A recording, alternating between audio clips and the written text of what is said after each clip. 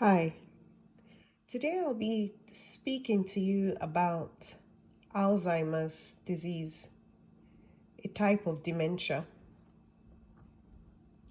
This is the brain's inability to target and clear something called amyloid plaques in the brain. People with two copies of the gene called ApoE4 in population studies shows that it correlated to tenfold potential of higher risk of developing Alzheimer's disease. It is usually earlier on in life than in people who only have one copy of that gene or don't have it at all. So some people have 2, 3.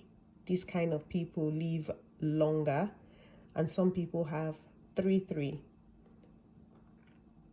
Please bear in mind, your genes aren't your destiny. You can absolutely change how your genes express themselves through your lifestyle. You can listen to how to prevent diabetes to see how you can help yourself, because people who have diabetes are at higher risk of Alzheimer's disease. You might be thinking, gosh, I forgot where I put my keys. Does that mean I am getting Alzheimer's disease? Some changes obviously happen in the brain as we age, like slowing down processing speed. In your 20s, you thought you were doing 10 things at once. What you were doing was not actually multitasking, but your brain was able to shift back and forth those 10 things in split seconds, in imperceptible speeds. So it felt like you were doing them simultaneously. As we get older, the rate at which we can hobble back and forth slows down. So now it feels like you might be dropping something or harder to hold all that at the same time, when in reality you really were never. That's normal with aging. Another example is if you want to remember something you want to attend to. If you have a lot of distraction and you walk into one room and you forget where you put your keys, that's also normal. With dementia, that is reduced cognitive function in multiple areas, ranging from thinking, remembering, learning new things, verbal fluency, ability to carry out conversation. So it's a lot more than just forgetting where you kept something. It needs to be in multiple cognitive functioning.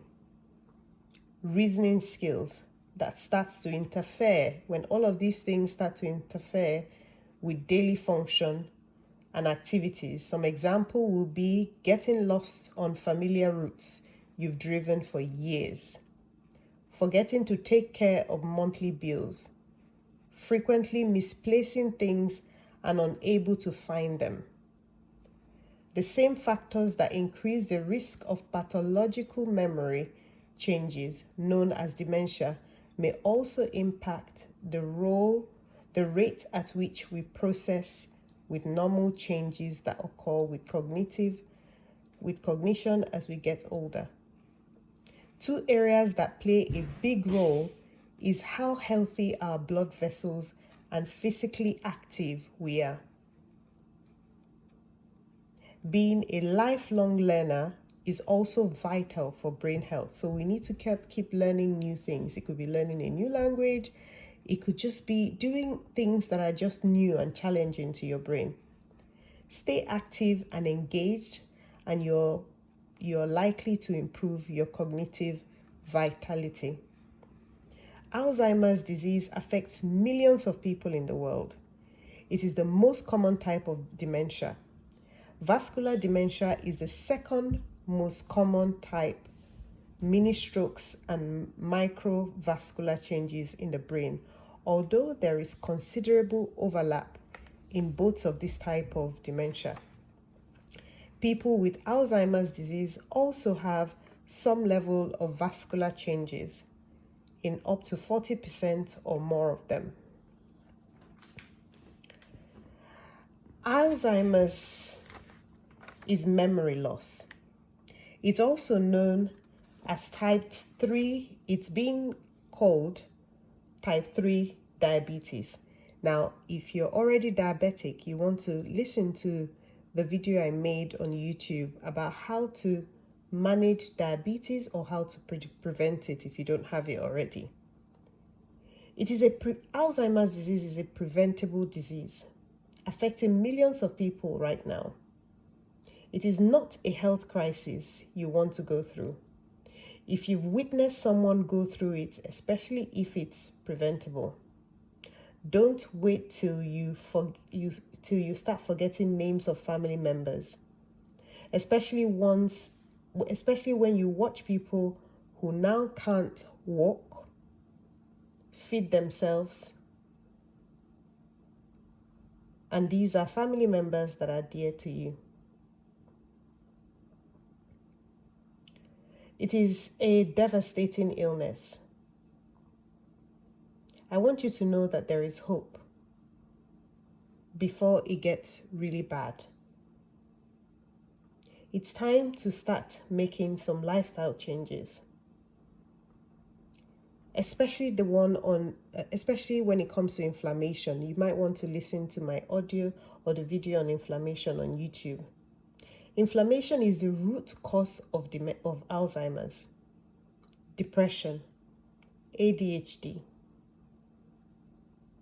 autism, Parkinson's disease, cancer, diabetes, coronary heart disease, pretty much most chronic diseases. This is why you need to look into reducing inflammation, which could lead to insulin resistance too. So you want to listen to that audio too. Our diet is driving inflammation, and we can start there to walk through the whole mechanistic pathway that leads people to losing their cognitive function. This is caused by our diet being high in simple carbohydrates, reduction in healthy fat, and dietary fiber paves the way for our blood sugar to rise, insulin activity to reduce, and ultimately leads to inflammation. Work on improving nutrition, sleep, movement, and stress management. Obesity and diabetes are related as they damage the heart and the brain. The set point of inflammation in the body is one cell layer thicker than that separates the garbage deep from the rest of the body. Chemicals in the gut that by and large are dangerous chemicals called antigen. They need to stay there. When they transgress the gut lining and get through the gut lining, they stimulate the immune system to create the very mediators of inflammation. Chemicals called cytokines initiate these damaging activities for cells throughout the body. The downstream effect of inflammation is a turning on of the production of chemicals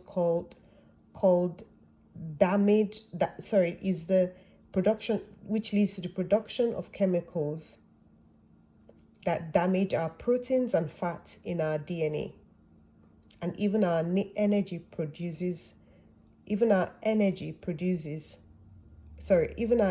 production or producer called the mitochondria. It all starts in the gut. It all starts in the gut. A buildup of a sticky plaque called amyloid that builds up and accumulates in people with Alzheimer's, causing damage and shrinkage of the neurons, which causes cognitive changes and dementia. You can do memory tests to check your cognitive function before you tip over to that mild cognitive impairment where there is some changes in the memory. And your loved ones may start to notice, but they are still able, or you're still able to function versus when you really have a full-blown dementia. Mild cognitive impairment is the time when people or before people progress to Alzheimer's. It is a marker of significant high risk of progress in the future. Genetic tests is informative, but they don't diagnose diseases. Like the gene called ApoE4 copies, and some people have it, but they don't have dementia. On the other hand, there are people who have no copy of ApoE4 gene who do have Alzheimer's disease. So the higher people who have ApoE4 have a higher risk of having Alzheimer's than people who don't. So it only informs risk. These genes only inform risk.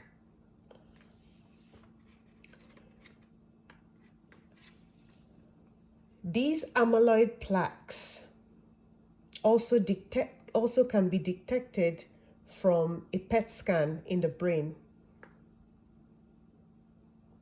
They also can be used to detect spinal. A spinal test can also be used to detect them.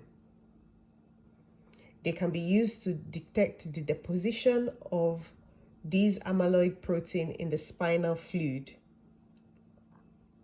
An accumulation of these plaques happens before one has memory changes in a 15 to 20 years window, so it can be detected between this time.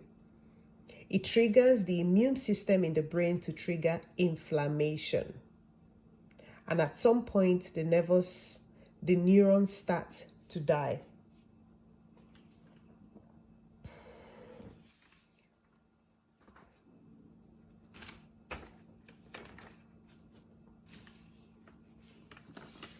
So, the things we do all our life can play a role in reducing risk. It may be 40 to 50 years window when most of us are trying to think about preventative health. That's when we need to step up our game by identifying the potential factors that are playing a role to prevent the accumulation of amyloid plaque. Now, why do we have an accumulation of protein in our brain that cause a problem? Does it have a function, or is there something else it's responsible for?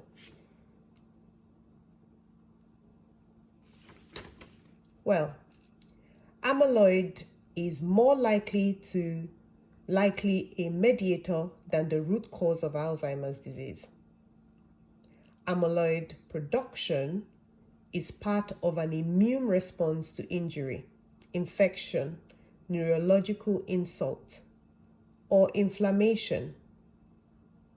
Under physiological conditions, it probably plays a role in fighting infections and repairing injury. That's why removing amyloid plaque alone without addressing those underlying contributors to its excess formation such as infection or vascular issues for high blood pressure, diabetes. It's like trying to mop up water from a sink that is overflowing instead of unclogging the sink to stop the flooding. So amyloid is not the cause, but a reaction to something else, which is what we should be thinking about. Our genes are genetic, but we have tremendous control over the choices we make in our daily lives, with the food that we eat and how we choose to live, that can modulate those genes and how they impact our health and well-being.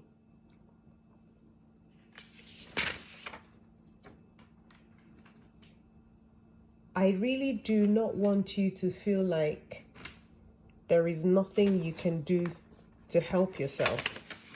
There's absolutely everything you can do to help yourself. Neuroplasticity is the idea that the brain has the ability to form and even grow new neurons, especially to learning and experience. Well until adulthood. So it's not time to give up. It's time to keep doing the right things. This should give us hope, especially to people suffering from cognitive dysfunction like depression, brain injury, stroke, addiction, and neurodegenerative conditions. Our brain is dynamic, flexible, and adaptable.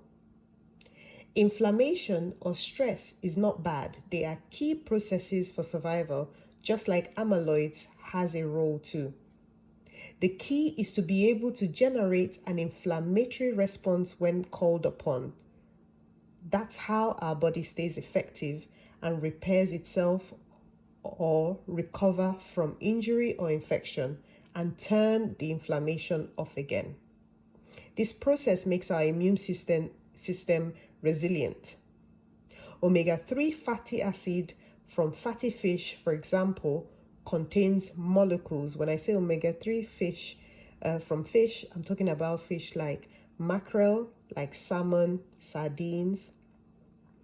The molecules in it, known as resolvant and protectant, help the immune system plant the seed to resolve inflammation when it occurs.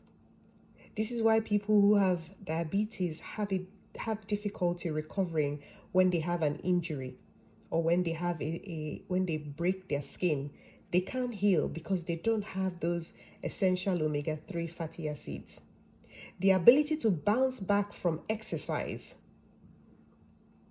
fasting, and feasting, going through stress and recovering from it, inflammation, and then being able to repair it, the ability to sleep and wake up are all the processes our body should do simultaneously and effortlessly if it has the right tools. A person with a good metabolism is one who can switch between using either fat or carbohydrate as energy. You could have any of these in your meal, high in one and low in the other. So you could have high fat, low carb, or high carb and low fat at any time, and your body would know what to do with it if you're metabolically healthy. The system becomes less resilient when we are constantly missing the recovery period, like fasting. We're not able to relax after stress. This is when the system becomes out of balance. And this is something that we need to avoid. ApoE4 is responsible for the ApoE4 gene is responsible for collection and transportation of cholesterol. It is responsible for repairing the brain injury and plays a role with immune response. It binds to insulin receptors and reduces insulin sensitivity, which is why there's a correlation between insulin resistance and Alzheimer's disease. They are less effective at clearing amyloid plaques. This is why it builds up and people get Alzheimer's. Now, let me talk a bit more about those genes I mentioned earlier. There is ApoE2 and ApoE3. You will have 2 copies of the ApoE gene, one from your mom and one from your dad.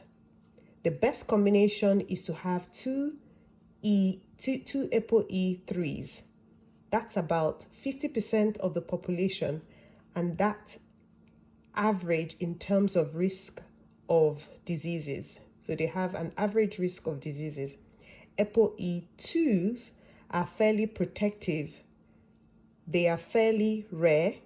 One copy of the ApoE2 have lower than average of Alzheimer's disease. One copy of the ApoE4, you will see 2 to 3 times of cases of late onset of Alzheimer's disease. Not early onset as opposed to people who don't have a copy of ApoE4 gene. Not all double ApoE4s get Alzheimer's disease. They, however, have more robust immune response to infection because they are prone to them. In the presence of type 2 diabetes without an ApoE4 gene, there is almost a double risk of Alzheimer's disease. I'm going to repeat this.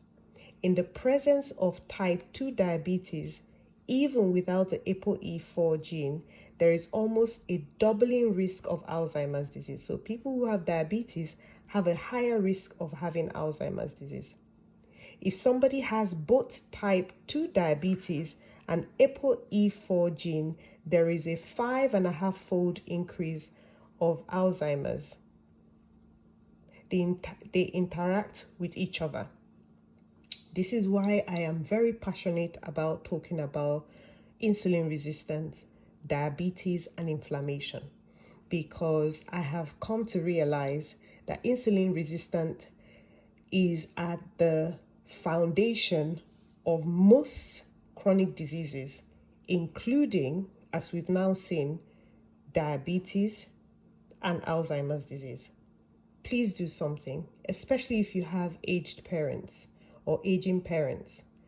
If you have children, they are even lucky that they have time. Please help them. Please listen to my videos to see what you can do, or at least send me a screenshot of your subscription to the YouTube channel, and I'll send you 3 tips you can start working with to help yourself.